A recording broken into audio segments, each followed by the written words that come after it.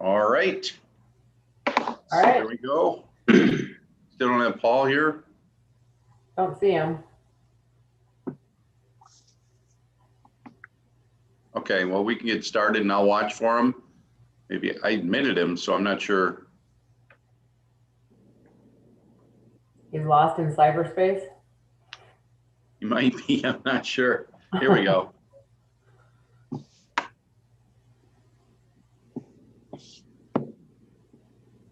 All right, well, I'll go ahead and get started. I think the only notes you'll have to miss out on is the motion and the second, but I'm sure someone can catch him up. So I will go ahead and call tonight's meeting to order. The record show all board members are present. We'll go ahead and I'll request a motion to approve tonight's meeting agenda. Jenny, I'll make that motion. Sue can second. Motion by Jenny, second by Sue. Any discussion? Hearing none, let's move to a roll call vote. Ms. Johnson? Aye. Ms. Seguin? Aye. Mr. Gierke? Aye. Ms. Roser? Aye. Ms. Deppa? Aye. Mr. Black? Aye. Ms. Rosenau? Aye. All right, motion carries. We have an approved agenda. We've only got 2 items on the agenda tonight. The first of which is to discuss the levy referendum, as we mentioned last night. So I don't know, I was thinking earlier today about how to kick this off. I think that I sent out that discussion document just to kind of get us going. I know that Mary added some content to our shared folder today based on some questions from Amy. So I guess I would just kick it off with, a question to the group around the discussion document, which kind of framed up 2 scenarios. When I talked to the committee about it, it felt like those were sort of the 2 scenarios, at least at a high level, that we had been kind of talking about. A 3-question approach or a 2-question approach, and then the primary difference being, the first question including some additional increase in dollars versus a straight renewal. So I just wanted to get your thoughts on how we captured those scenarios, as well as the pros and cons, and if there's something that we missed, or if somebody doesn't agree with the way the pros and cons were sort of listed out. I know everyone's going to have their own kind of point of view on what that looks like. So I just wanted to see if there was any questions or concerns about the way that was kind of framed up, just because I think that's kind of how we left it at the end of the last meeting.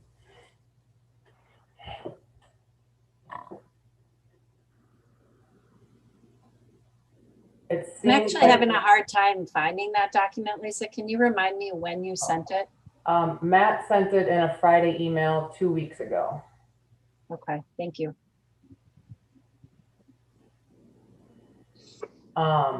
It feels like, again, it was basically just sort of one option being a 3-question ballot, which was the committee's original proposal. And then a second option, which we talked about in the meeting a couple weeks ago, whenever it was that we met, which was a 2-question ballot, where the first one was a revoke and increase, in order to avoid a scenario where the only option that passed was a renewal. And that kind of got some discussion at the end of our last meeting. And it seemed like we were having quite a few board members kind of leaning towards that option, just because we had some data that showed that we would likely be able to pass a renewal with like some level of an increase based on that data. And we thought that it would potentially reduce a scenario that would leave us with only a renewal, because we know that that's not going to be enough to sustain the district for a while. So that's kind of where we were kind of heading, but I know that there were still a lot of questions. Amy had some questions about some budget things, and I think she got some questions answered offline. But so I just wanted to kind of get everyone's thoughts on how you've been thinking about it since the last time we talked, where your head's at right now. Are there pros and cons to either of these options that we're missing that we want to consider as we talk about these 2 different options? So my new head, since I have flip-flopped around, but I guess that's the point of debating and discussing, right? So my original thought of the 3 questions is now anything that's on the ballot that's strictly renewal means you are in favor of cuts. So I'm on the 2-question logic, and the first question asks for enough money. The money that we need is the first question, and the second question is on top of it so that we can offer more. I don't think I joined the board to make the school district weaker by making $1.5 million of cuts. So I'm not in favor of strictly renewing. Okay, That's one person's opinion. yep. And that's not really one person's opinion. That is what I've heard from many people. So that's where my new vote goes, to the 2-question option, with the first question being asking enough. So I guess I'll go next, unless anyone else wants to jump in. I'm also of the 2-question approach. The first question in my head has to be a number that we feel like we have support to pass in my head. I'd love to bundle it all in one question and go for the whole, to get us to the 600 per pupil, which is, I think, what we've been saying is what we need. I feel like that would be a hard sell based on the data that we have in terms of the data that we have for what the appetite is of our constituents to support an increase. So I definitely want there to be an increase in question number 1, but I don't know that we would get the full 600 in that first question. That's my 2 cents. Clarifying, is the number we need to avoid cuts, and for what projected time would we not need cuts, right? What number would it take to not need cuts for, I don't know what the time ranges you're looking at, Mary, but just to level set, is the 600 no cuts for at least the first few years, or what does that look like? Put it up here real quick. Yeah, we put together that document. It's in the shared folder, and it talks about the ballot options. And we put in there from 300 to 400 per pupil, what the tax impact would be, what was the survey results on those. And then we moved that all the way up to 600. $600 per pupil is the where we would not have to make any reductions. If you look at the $500, the reductions are calculated at $100,000, which is basically a 1 FTE of non-teaching staff. We kind of gave a scenario of what example that would be, and so on and so forth. But there's a couple of variables to think too about that, and Mary, you can share in some more details. It depends on enrollment. So for how far do we go out? It gets a little bit fuzzier depending on enrollment. And we're probably primed to have another demographic study to see how that works, or at least give us a good estimate of where enrollment projections could land. So that's a big factor that will depend a little bit of the moving scale of where reductions are at. We're assuming that the enrollment would come back to where it was pre-COVID. And so getting those COVID families back, that's our assumption, correct, Mary? Correct. So that's a big variable. So going out, how many cuts would we have to make? It all, again, is back to the timing of how much fund balance and where's our enrollment that would generate a good portion of our revenue.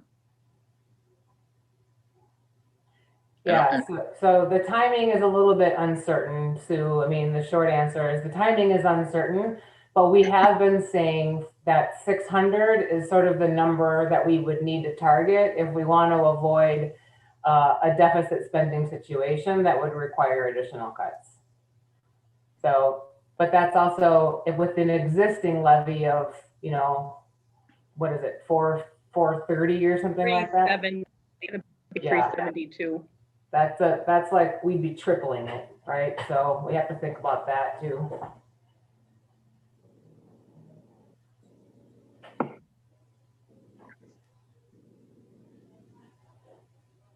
But I had a conversation with Mary today, asked her a bunch of questions. I think one of the things that I'm interested, similar to what Sue said, is really what is the number that is going to get us to the duration of the levy, right? Without having to come back and ask for more money. If 600 is the money, is that dollar amount, then we should ask for 600. I think that should be a main component. If that is truly what we need, then we need to ask for what we need, not anything less than that, and educate our consumer or educate our constituents on why we're asking for 600, and and show them the financial modeling that should get us the life of the 10-year levy. And then I also said to Mary, I can't even believe I asked it. So what would 800? What does 800 look like? What is the tax impact for 800? And is that get us to 10 years? Then, maybe that is the two questions, but totally hear you, Lisa. I mean, obviously I came into this, I'm just disappointed that we're in the position that we can't simply renew. I'm just going to say it. It's very disappointing that we can't give our taxpayers a net tax neutral scenario without decimating the district. I mean, that's just very unfortunate, but that's where we sit in terms of, bubbles of decreases in enrollment, lack of state aid, all the things that we understand to be why we're in this position. Unfortunately, we just have to really educate the taxpayers who are frustrated about any tax increase to help them understand why we're in this position. So, as I come in here today and have done a lot of thinking, a lot of research, a lot of digging into the numbers, I think we have to ask for what we need. And then we have to stand behind it and help people understand why we're asking for that dollar amount, whether it's 600 or, Matt, to your point, I'd be curious, is it less? Is it we ask for 400 and we do some restructuring of some components of how our financial budgets, I don't know. So I'm interested in maybe some of those scenarios so that we don't have to ask for 600 if we think we can do some restructuring to make 400 work, or something that's a little bit lower, but is in the realm of where we felt like we had support. But I mean, what you all, I think we're messaging loud and clear last time is that with that educational component, you see that increase go up over the majority. So if that's the case, then we should be asking for the 600. So that's kind of where I'm sitting at this moment in time. We'll see where I'm sitting at the end of this conversation, but. Yeah, I think, that's all, those are all really good points. I think your question about so what we need, I think, is the biggest question. We've been saying 600. I think as a board, right, what's the appetite for 600? Because that's basically what Mary and Matt are saying right now, means we wouldn't be deficit spending based on current assumptions, right? Is a little bit of deficit spending a bad thing, right? In our relatively conservative district, right? We have to think a little bit about that, knowing that every year, right, we never get the budget 100% perfect. We don't exactly know what enrollment looks like. Is there something that we can, is some number less than that a reasonable amount to ask for just based on the assumptions that we have in the budget? All those are good questions, I think, for us to ask. I'm a little bit nervous about the full 600. Trust me, I would love for that to be the scenario just based on the data, right? The survey that we did. Yes, I agree that a lot of education is definitely going to be required under any scenario that's an increase. But to go, for the full 600 is, even with some education, that's going to be hard. It'll be a lot of work, which I'm up for the work. Don't get me wrong, but I just want to make sure everyone understands what the data told us in terms of that 600. 600 Remind me. It does deficit spend, Lisa. So I'm looking at Mary's spreadsheet. Even at 600, we go down to 8% fund balance with 600. So I don't know if we want to pull that up, just so that everybody understands. So that's why I said, is 600 even enough? Right. Sorry. Mary, can I ask, does your numbers have us at 2.45% next year or 2%? It's still, That budget model was done with 1% every Yeah. school year. So I have not updated those yet, just because I can update it. Things are going to look better, but if our enrollment doesn't come back, it's not going to look like that either. So that's why I'm kind of waiting. I did a quick and dirty just to see what the difference would be with if our enrollment does come back, and it's an extra $140,000 in year one. So yes, it's going to look better with this 2.45 and 2%. It looks better than what you're looking at right now. But into those further out years, things change. So you see today for F25 isn't going to be what it actually is once we finally get there, just because of the variables that happened those couple years in between. Completely makes sense. Just that I was hoping for more. Yeah, no. You know, and you can do things too to offset. I mean, we have people who retire, and that helps things out, you know, further down the road too. Just because it's looking deficit spending out that far, it more than likely won't be that drastic. Yeah, it always As we've looks. seen. Yeah, it always, when we've done projections like that, it always looks like we're going to cross the 12%. That's by design that it goes out that way, because whatever formula that Mary puts into the forecast model, I mean, ever since I've been superintendent, we've always looked out to those fiscal years of eventually getting across there. What we end up doing is we adjust our budget annually. We make sure that we have a good solid, hopefully a good solid increase in enrollment on a gradual basis. So that tends to move that out a little bit more. I think you'll always see that we'll be slightly deficit spending for the most part. And then once we review again, you know, we could predict that we are deficit spending, let's say $1 million or 900 or 500,000. We've always historically trended on less in expenditures, more than predicted in revenues. And that's Mary's conservative budget model that I like, because we always can err on the side of caution. So that tends, then it goes, well, we were in preliminary budget or the first look at it, we're looking at deficit spending this amount. It tends to always be after an audit to be less, if that makes sense. I don't know if that's worth information or not. Where's everybody else at? Hey, one question on the survey, Matt. So we had 70% something on renew. We had 51 or 2% on, what was that, Matt? Again, 51.2% was at $180 of a tax impact. And what was the next one? Then it goes to the 37.8% on a $225 tax impact. Okay. So the survey would say 600 is a big time stretch, but I agree with the comments that we couple we ask for the 600 with the renew on just kind of an all-in thing, and then add another question, because it seems like people need something to say no to. So that's where I'm at with Jim and Sue and Amy. Sue, I don't mean to put words in your mouth. I thought you said something similar. Yeah, I'm in favor of the all-in, right? To Rachel's point, which was great. Why ask for something that doesn't get us where we need? I also, right, crazy idea. Is there 3 questions that's 4, 6, and 8, right? To say there's 2 things to say no to. Which are they going to pick the middle, right? To say not as high as the most, but not as low as the least. I don't know.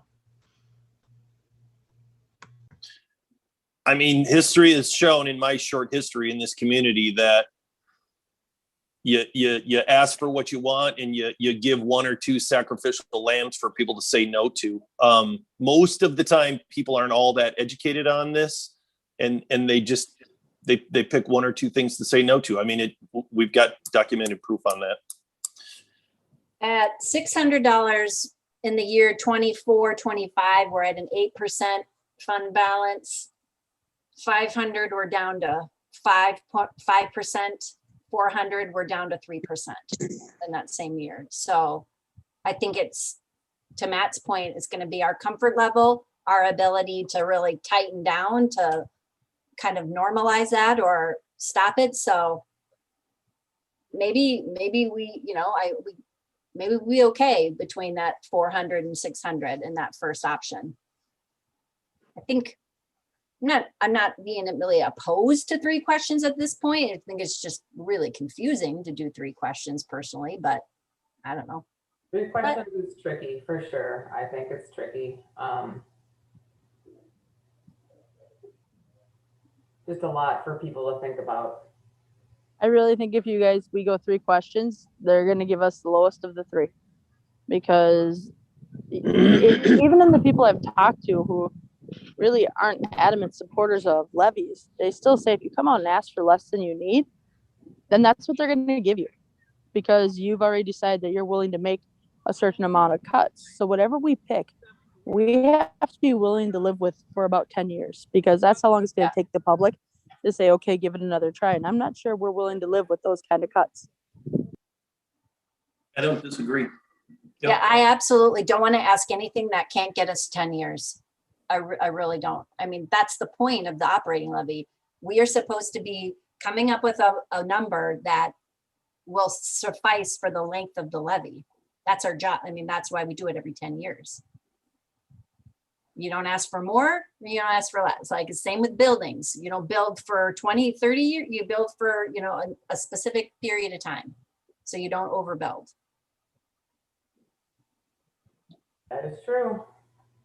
I kind of like this new, I know you guys don't like the 3-question approach, but I do like the theory. It's kind of like a combo of the 2, where question 1 is asking for what we need. Question 2 is additional, and question 3 is even more additional. I would love to see extra trades and technology and foreign languages and activities. That's where my head is. It's adding, not subtracting. I know I live in this town for the school. My wife and I don't work in Delano. We live here for the school, and I'm not alone on that statement. I just don't want to see cuts and changes, bigger classrooms. And then my other question is it in stone that it has to be 10 years? To look in a crystal ball and decide what's going to happen in 10 years from now, that's so long. I know we hate doing this, but 10 years, Jesus, who knows what's going to happen in 10 years? Doesn't Just- have to be just- 10. It doesn't have to be, but I think Amy's point is that that's the duration of the levy. That's pretty typical. I Yeah. think if we were trying to go shorter, we're sending a signal that we're going to be back in 5 years, which we don't want. But going longer is completely useless because we can't possibly project that far out. 10 years is the max you can go. Okay. Just another thought for the board to ponder too. Yes, it's not set in stone, but that seems to be more of the norm.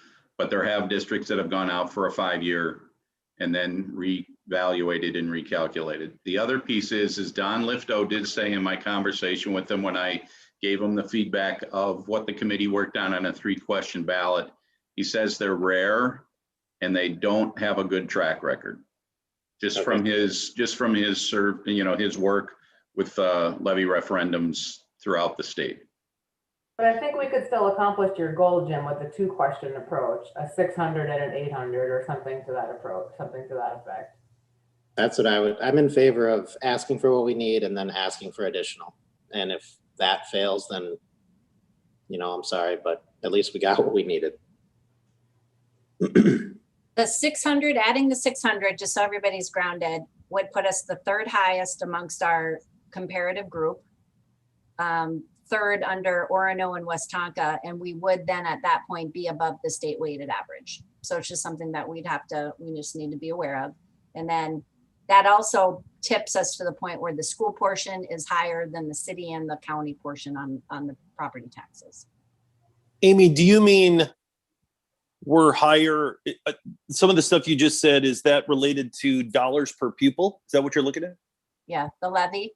So We're currently at 364. If we added 600, we'd be at, 964. Orono is the highest at 1,800. West Tonka is 1446, and then we would be the next highest, and then the one below us would be Rockford at 764. And then the state weighted average is 846. That's that PowerPoint that's in the shared drive that Mary put together for us. And then I was, Corey, in talking to some people who were asking me questions about property tax statements and just saying like, okay, if you're going to increase the school portion, that's now higher than the city of Delano's portion on my property taxes and Wright County. And so I was like, oh, okay, interesting, which I had asked Mary, like, how does that compare to other districts? Is that normal? Do other districts end up in a position because of building bonds, et cetera, where they're a higher dollar amount than the city and county? Yeah, that's kind of a bummer. We've kind of boasted that our price per pupil has always been really, really low and towards the bottom, and now all of a sudden we're squeaking towards the top for some reason. Not saying it's something that we can't do it. I just want us, it's just things that I've been thinking about and wanting to make sure we're all kind of No, thinking. these are all things that are gonna come up at some point. Do you know, Mary, where some of those neighboring districts are in terms of their recency of levies? Off the top of my head, no, but I can look it up and find out. I know Rockford just passed theirs 2 years ago, I think. So the others, I'm not sure. This is data 2020. Right, but that's what they have in place, right? But when were they renewed? Oh, Is that gotcha. what you were Sorry. wondering, Like, Lisa? I'm asking a scenario where is Rockford gonna be going out again in 2 years, right? Ah. Like if they're at the end of the levy or at the beginning of the levy, Gotcha. that can be an indication, right? It's That's a why- referendum. Yeah. Phase out report I can take a peek at. I could tell you probably just from historically looking at that from a property tax perspective and a comparative analysis, always when you renew a levy, you're going to jump up to the top part of the list, right? And it cycles through, and then that you start to trickle down the list as other districts will do that. The other part that, to Amy's point, is that the bond referendum, we've got a number of the debt service that's on there that kind of holds us up there.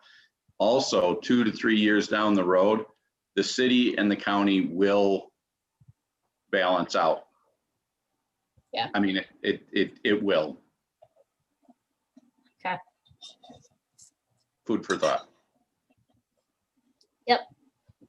Which again is a lot of why I want us to ask for what we need. And then that gets us for the next 10 years. We're not coming back and asking for more.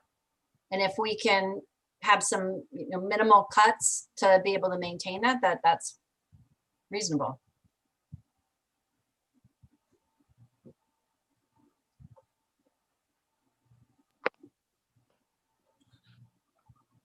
I think if we don't ask for what we need, guys, we're gonna look at risking the talent that we attract as well. When your district's constantly in cuts, nobody wants to be the low man on the totem pole. And you run the risk of when you're going out to hire, finding people who know that I'm probably gonna get cut, and it's not gonna be those people who are looking for a long-term commitment. That's true. Yeah, I mean, I'm keeping score here.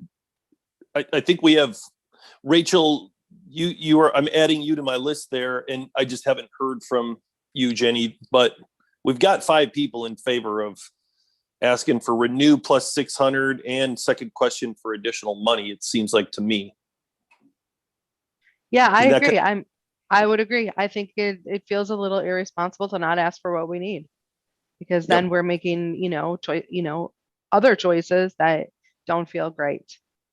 So I think we have to go out and ask for what we need. But Corey, I kind of like Lisa's, like, is 600 the top, or is that the bottom, right? Can we get by with 400 or 300?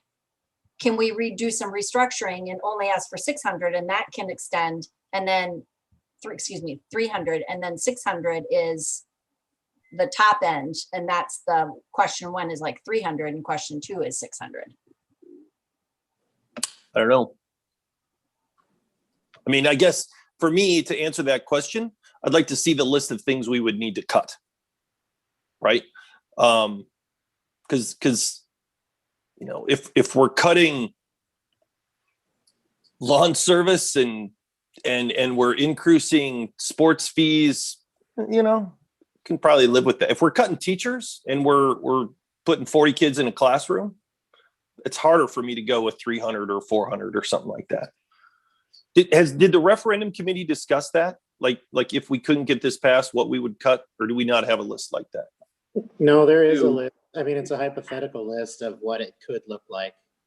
But It's in those documents that are out on the shared folder as well. It's labeled ballots and scenarios. And so what we put together in preparation of the previous special meeting was that if it was $300 per pupil, the approximate tax impact, and then we kind of put necessary reductions if this passes, a total of $600,000. What could that potentially mean?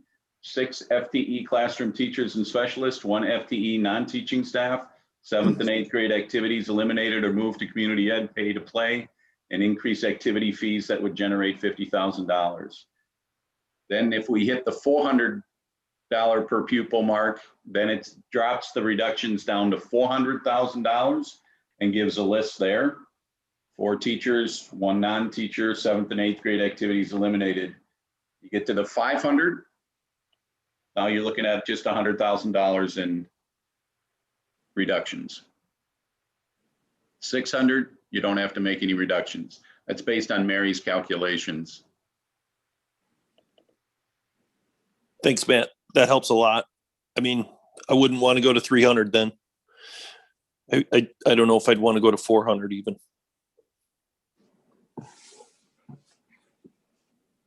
right. Seems like for this, like the 400's got decent support, and Don Lifto thought we could stretch that to a little bit, right, Matt? That's correct. Right. So I guess I could live with 500, 200. The first question being 500 and the second question being an additional 200 or 100. I've always wanted a scenario where we get to add something. Here's a question though. If we do question 1 with renew and add, and let's just say add 500, and then question 2 is add an additional 300, do we run the risk of people selecting the add 300 and then we don't get that first question asked and we kind of shoot ourselves in the foot? No, the ballot has to be language. You would put contingent. So it's the contingent, the second question is only contingent on if the first question passes. Right. But if we get a bunch of people not knowing what they're doing, saying no for question 1 and yes for question 2, then we get neither. That's why the education is important. What'd you say, Lisa? I said that's why the education is so important. What is the actual wording though? Would it say, to Jim's point, add 200? That seems odd wording. We'd have to have our attorneys draft the sample ballot. So the theory is that if it's a 2-question ballot, the first question has to pass in order for the second question to be successful, because you want to make sure you get your first done. I don't know if yeah, and I can't remember exactly what the wording is of the second question, right? The first one would basically imply that we're revoking and renewing it, and would say that there's a tax increase. Yeah. And I think the second one, I think the language speaks to the per pupil amount that we're asking for, right? Okay, so it would say 500, 600, right? Yeah. Or 500, 500, 700. whatever. Okay, Yeah. because that's not that confusing to the tax. I mean, do you want this or do you want that? But the increase thing kind of threw me, where I was like, wait, what? Yeah, so what it will be is the first one will be revoke the 364 and replace it if you're going to go with 464. And then your second question would be an additional 100 or 200 or $300 per pupil. So that's kind of where the sticker shock is on question number 1. Does it, I'm sorry, I think the specific wording is important. If we're revoking and adding within the same question, does it does it give enough numbers for people to do the math of the net increase? It should, yes. Because they'll So, see like, how we're much we're revoking- pulling back the 364. And then if you're going to add 400 to it, it's now going to be seven and ask for 764. So they'll be, well, oh, it's an extra $400.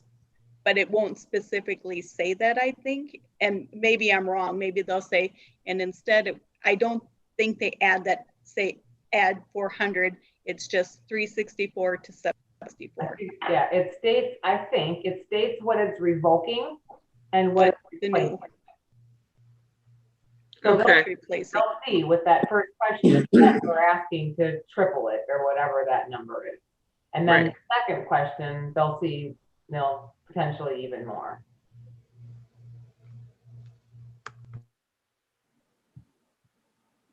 And yes, to Corey's point, that happened to us, right? Not with an operating levy, but remember that whole story? That's why we ended up with an operating levy to fund a building that didn't pass. Because we had a contingency there and people didn't understand it and they voted for the operating levy, but they didn't vote for the building. So that's where the education becomes really important because they have to understand that if they want additional, right, than what we need, they have to vote through both questions. But question number one has to pass in order for us to not be back next year. Yeah, and I still have PTSD from that. I mean, I'd kind of like to say renew, add 600, and then the second question is, and then add an additional 700, because a lot of people that's going to look like a bigger number, so they're going to pick the first question. I mean, that's super elementary and ridiculous, but my PTSD is kicking in. I know that's not the right thing to do, by the way, just in case y'all think I'm crazy. I think you're crazy anyway, but we still love you. Mm.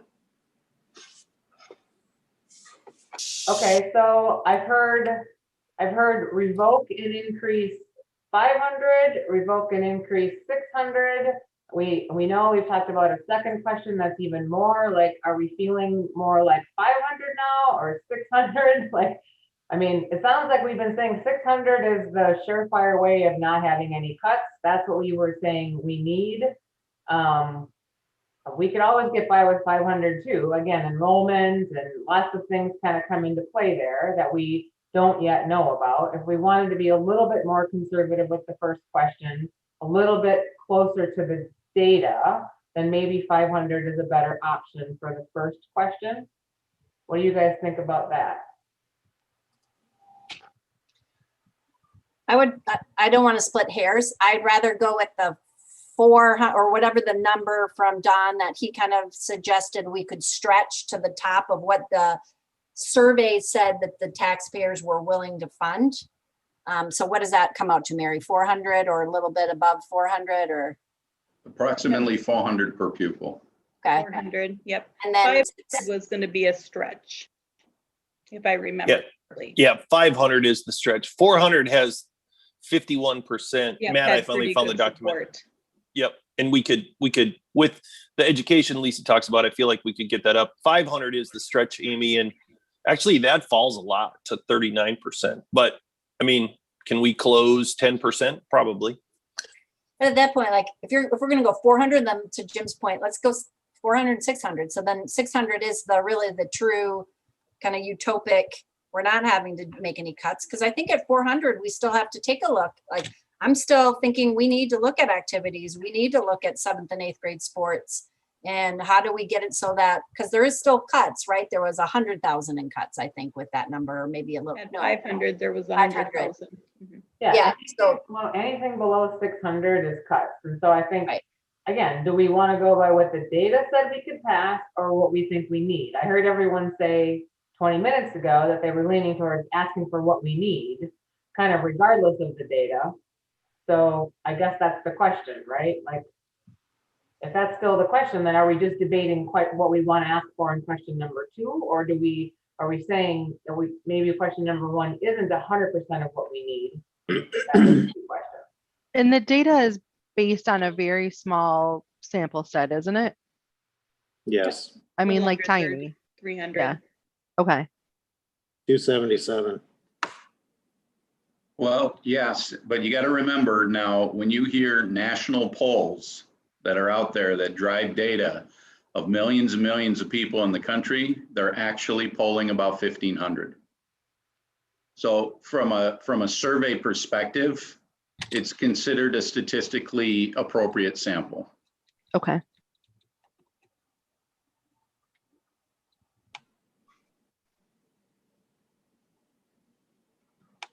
Matt, do you get to chime in on this? I know you don't get a, you don't have a board seat, but do you get to consult us on this deal? Yeah, you know, I've been trending just your same thoughts. I think Lisa kind of encapsulated it. Does the data support, you know, that if we go by the data of the survey, right, then it appears that the logic would be an ask in the first question of the $400 because the data tells us that, right? By the same token, I do think that we need to make sure that a 2-question ballot, what we have to overcome is both questions are needed. The need is in both questions. It's not just to give somebody permission to vote no on one. And that's where, to Lisa's point, the education comes into play. Now, I could tell you that in the bond, we literally had statistically, based on survey data, less than 5%. And we were able to demonstrate the need and pass that bond.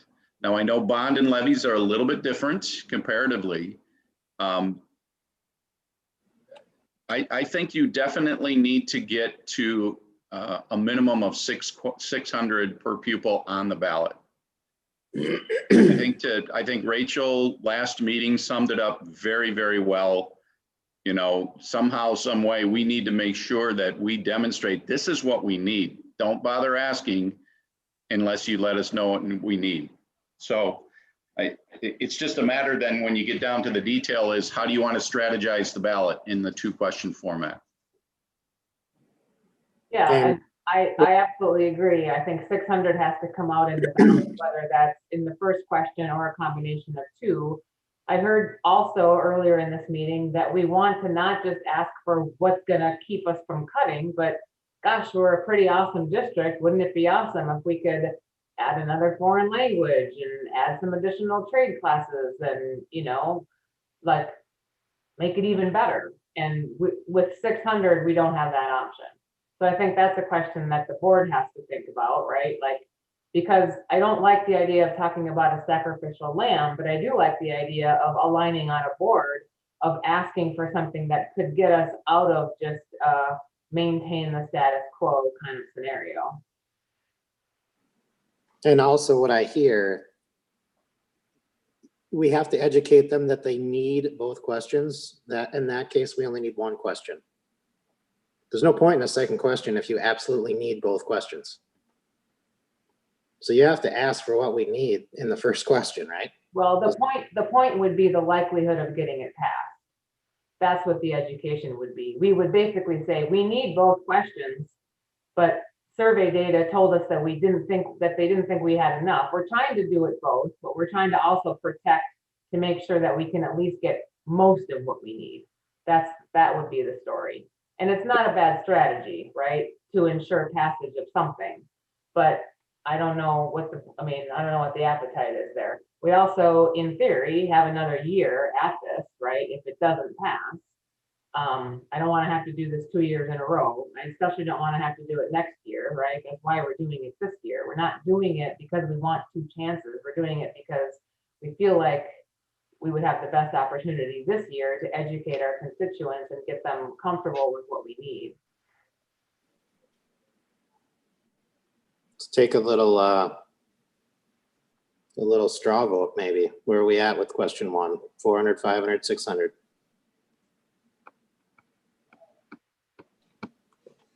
What do you guys think of that? We see we're just going to go in circles all night if we don't. I mean, I think so. Jim, I know you're at 600, right? I'm at 600 with question 1. Where's everybody else at? Not 400 for question 1, 600 for question 2.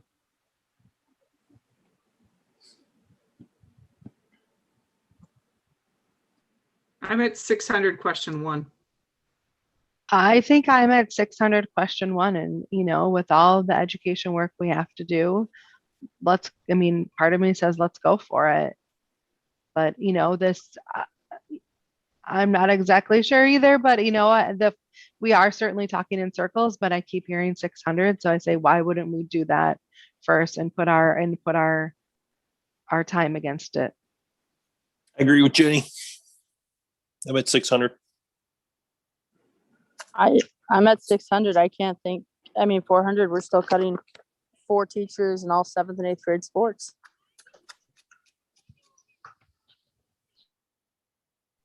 There you go. So for those of you who did not say 600, I guess it's just Amy. Would you still support it at 600 for question 1? Well, most likely, yeah. Keep in mind, I didn't want anything more than a straight renewal. So the fact that I'm here saying this right now, knowing all of the comments and the public outpouring of people that are quite honestly not happy that we're talking about increasing their taxes, I would be remiss to say that, like I said, it's disappointing that we've been put in a position where we can't simply renew at a tax neutral. So at this point, it's splitting hairs, in my opinion, for me to go from 400 to 600. I understand the need, and I'm certainly not going to be somebody that's going to decimate this district after being a part of it for so long. So yes. Okay.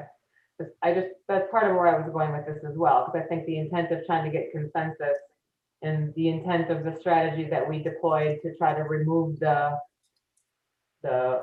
timing factor from all of this, right? The goal would be to try to get, a unanimous vote on this at the end of the day. So I heard the majority say that they would support a 600 increase with the renewal or the revoke with question number 1. So then I guess the question is, because I think the resolution has to have an amount that we're increasing. So if we think that we want to add a second question to ask for more, we have to decide that as well. Correct, Matt? That's correct. So do we just go for one question and call it good? Say, this is all we need. We would be happy if we got this. My vote would be to add a second question that asks for at least another 100. I think my vote would be just to call it one and done. I gotta be honest with you. I feel like we're asking a lot. Go ahead. Sorry, Jenny. Nope, that's okay. I cut you off. I like this year we go out with one question. We go out for the 600 that we need. I'm with Lisa and Jen. I think it's a 1 question ballot. We ask for what we need. I hate asking for more and promising something and not delivering on it. It makes the due diligence, the campaign of educating, super straightforward if we do 1 question. It is just like, we've done the research. We know what we need. We're sorry we're asking for more tax money, but this is what we need to keep us status quo. That's a pretty solid message. So I could do Q1. And Amy, just to give a history lesson here too, I was a question three question person 2 weeks ago. So I'm flip-flopping. I get it. No, I just want to jokingly remind Lisa, no, I won't remind what she said about the 1 question, 600 option last time, because we don't want to put that back out in the universe, but we're going to have a hard enough time selling this 1 question. So we need to put all our eggs in this basket. Not selling this question, educating this question. Educating, yeah.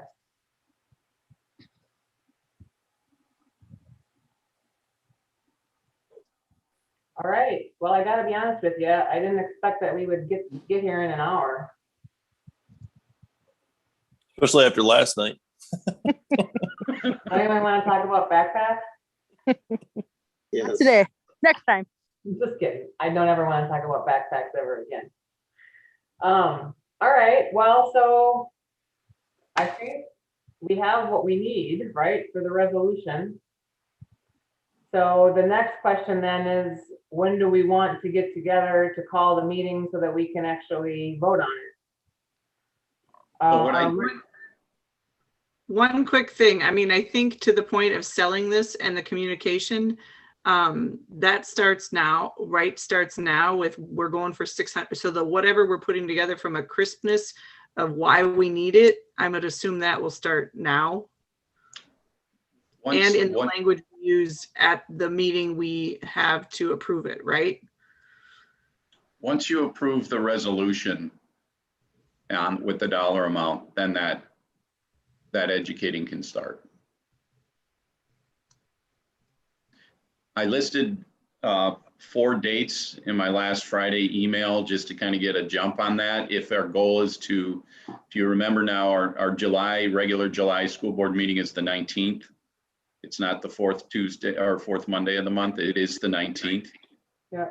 So I threw out 4 options: Wednesday, July 7th, Thursday, July 8th, or Monday, July 12th, or Wednesday, the 14th. 7th and 8th are out for me. I'm actually out of town those 2 days, unfortunately.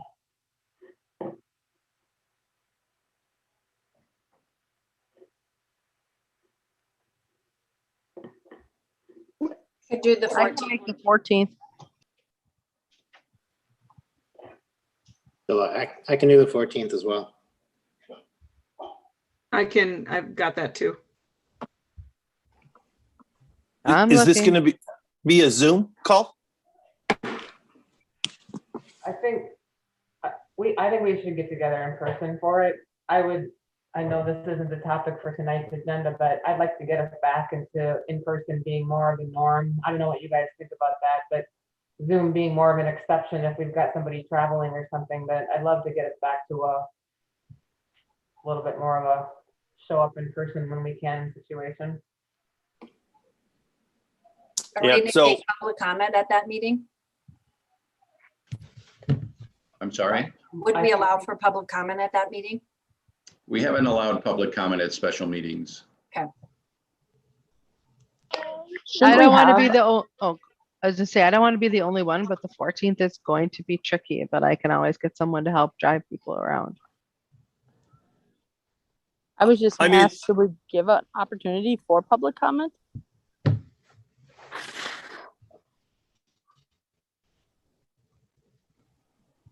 Are you asking if we could or if we should? Sorry. I If- didn't- Probably both.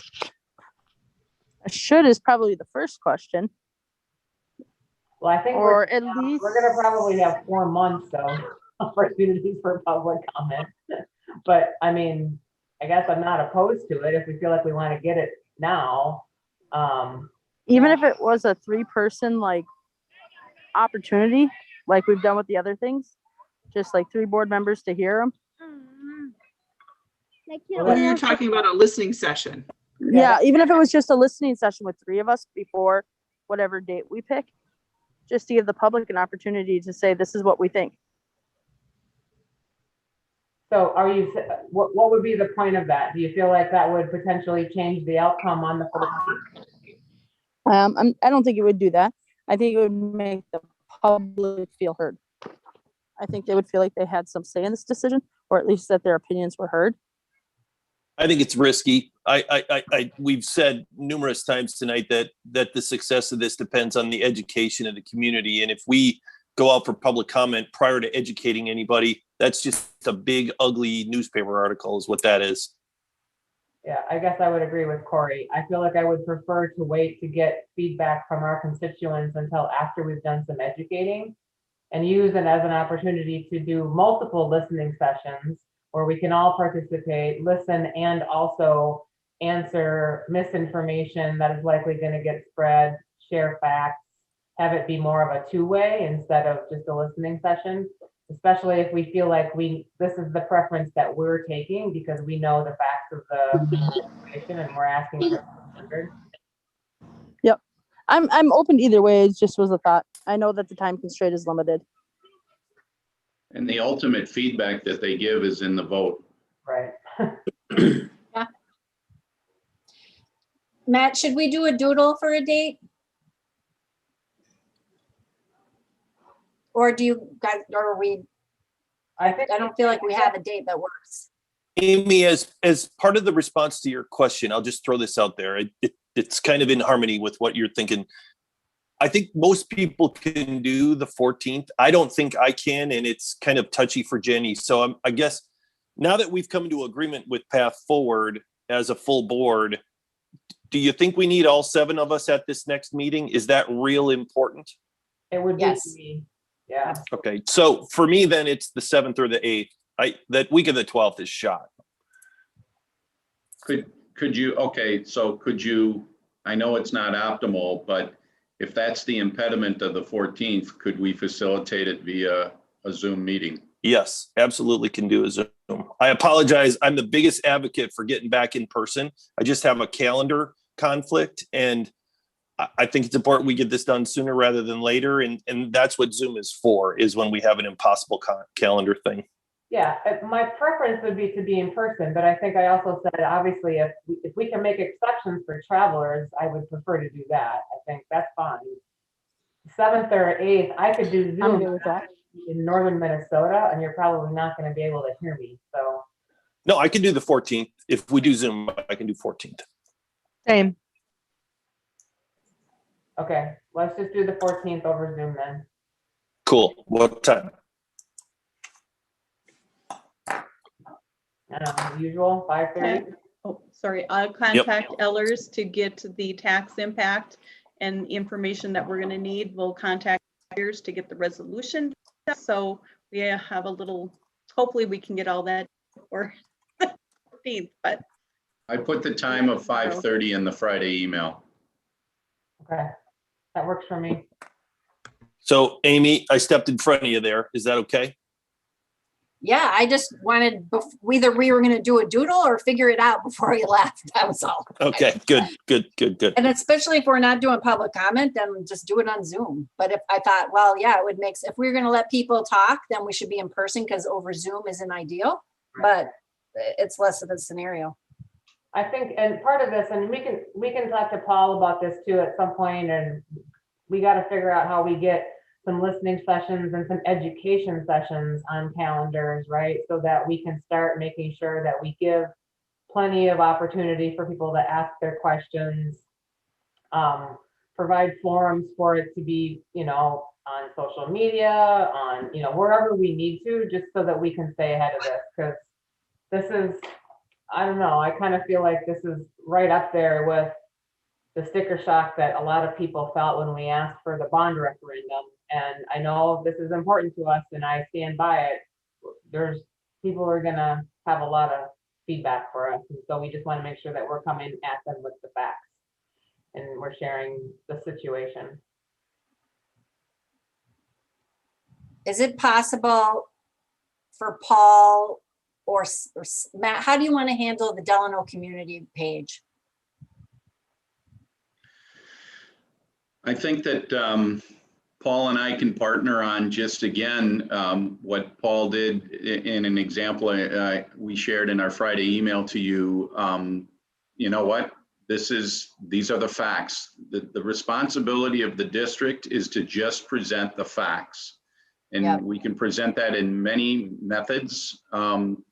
No, it's not, $1 million more on my property tax statement, or no, it's not. Here are the facts. And by the way, you should go to the website Okay. so we can get that, to get that information accurately. I think, so there's two, the only role of the district is to provide factual information. Agree. I just think we need to be in front of it Yeah. to shut it down and to point them where they can get factual information. Or my name is Matt Shane, I'm the superintendent. I'm more than happy to have a conversation with you if you'd like to, or this is not the forum to debate, like come to here, come to this, partner with Gabe. How can we have every week, maybe something in the Delano Herald, something on our website, on our own social medias? How do we bump up the YouTube channel that we have like talking? Because that's part of it is sessions on demystifying certain things. I think that is going to be critical to keep well, and I think facts. Amy, Amy's point, I mean, ideally, you'd have that campaign built and then you'd vote and you'd go. So that you could have it cadenced out to November, backing into the vote date to say, here's the first we're voting, and the first communication goes out the next day. Yeah, I mean- I would actually really love to see somebody from the district, whether it's Paul or Matt, like commenting when there's information or when there's rumors, or especially if it's misinformation, either sharing the facts or saying, happy to discuss this offline, here's who to contact, right? I don't want, I think that too many times we've let it get too out of control and all of us kind of sit and watch it, and no one wants to engage because it's a little toxic, but I do feel like it would be awesome if we could have for the next couple of months. I know you already monitor it, Paul, but maybe we do need to start putting some comments out there just to try to at least slow it down if we're not going to be able to stop it, and point them to places where they can go to get information and correct information that is incorrect where we can. Yeah, and to Paul's point, we've already started that because this is already being discussed in our community. So we've started our Q&A, we started those pieces, but once we get now down to the actual, once you vote on that resolution, then we'll have some prepared factual documents to be in place to make sure that we try to write correct the message. Right. Yeah, the point is that I know that we've avoided posting anything on that page before, and I don't think we're gonna get by with that this time. So is there a campaign calendar or an education calendar, I should say, right? An education calendar that's developed that launches the day after the vote? I mean, are we that organized, or is it sort of more reactive? Is that what I'm hearing? I think we need to put one together. I don't think one exists right now. Because I think that's the work that needs to happen before the vote, right? Like we need to be, to your point, Amy, be ahead of this to say, what's the information? The vote goes out. Okay, great. What's the statement that goes to the paper related to it? They'll have it, but are we, and then how do we respond? And do we put something on the community page that next day with the, here's what happened actually, so that it's level setting and where to go for more information? Paul, what are your thoughts on that from a communication standpoint? Like, how would you recommend that we put together a plan to try to get ahead of some of this? That'll be my main work over the summer here is we've been kind of waiting to see, are we doing this or not? And we have started a little bit of messaging. Sue, like you said, I do think it is important to start real early. We did in our last district newsletter, we had an FAQ about why is the board talking about this? Why do we need more money? That was a good start. And actually somebody took a photo and posted it on the community page, and people were talking about it. So that kind of thing, I think, needs to start right away. And I think we can get going pretty fast on that. We'll obviously want to develop more as time goes on so that we can sustain an information campaign as we get closer. Yeah, there's also a lot of content that by law has to be required, right? We have to prepare content that shows taxpayers what the ballot are actually going to say, that there's a required date by which we need to have that sort of information in everybody's mailbox. So that's sort of the bare minimum. And obviously I would never recommend the bare minimum. We're going to have probably charts and graphs, and there's going to be discussions about the fund balance and like the what if scenarios, right? If we have to make cuts, what does that look like? All this information that we're all going to want to have at our fingertips to answer questions as we get approached, as well as a place, a repository that we can point people to so they can look at their own information. Yep, and we've talked about getting a section of the website set up like we had for the bond referendum, so that we've got a set of resources right there that we can share links to and that type of thing. I think that's a great idea. As an FYI too, part of the election is also going to be passing a resolution for combined polling places. The last time we did this was back in 2011, where we made Delano Middle School the combined polling place for 9 of precincts, everybody in Wright County, and then every Hennepin precinct except for the City of Independence. In 2017, with the legislative change, we now have to have our combined polling place instead of Delano Middle School is now City of Delano. So you guys will see the resolution to approve that as well. So it won't be just the election resolution or the referendum resolution. You're going to see the place change resolution. No. All right. All right. All right, thanks, everybody. I know this was not an easy task. I appreciate everyone's attention to this over the past several months. It feels good to have a path forward. Any other parting comments? No, All right, thanks, everybody. We're adjourned. All right. thanks, bye. Good night, everyone. All right.